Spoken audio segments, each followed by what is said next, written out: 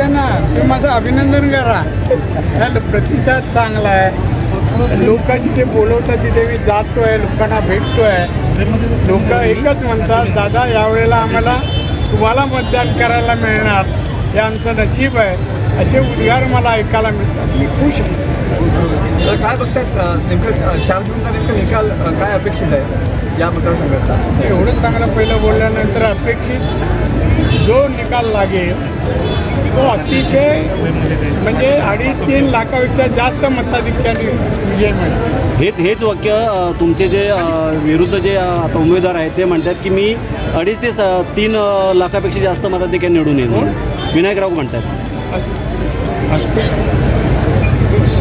ते बोलतात ते खरं बोलतात.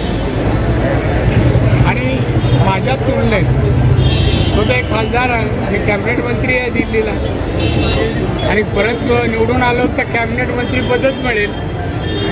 आणि त्यांना काय मिळणार? त्यांचे 5 खासदार आहेत, आमच्या 303 आम्ही 400पर्यंत जाणार, परत मोदी पंतप्रधान बनणार.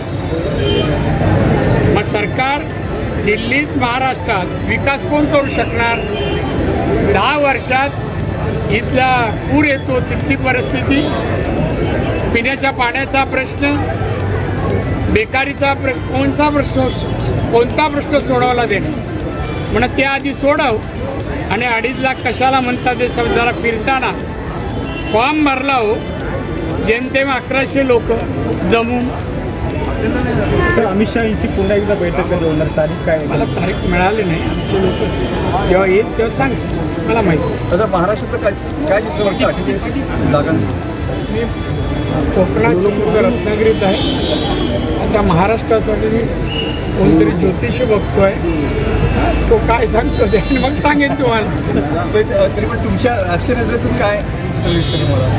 नाही तरी पण आज नाही सर, पुढच्या आठवड्यात नक्की सांग. ठीक आहे, थँक्यू.